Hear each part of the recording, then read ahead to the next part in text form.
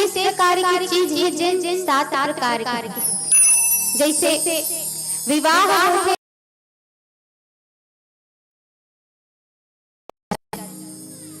और फेरा घलो कथे 7 फेरा होते और द्वीप घलो कतना है 7 पे।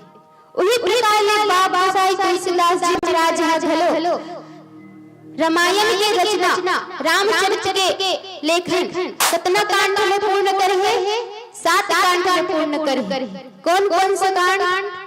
बाल कांड, अयोध्या कांड, अरण्य कांड, किष्किंधा कांड, सुंदर कांड, लंका कांड और उत्तर कांड।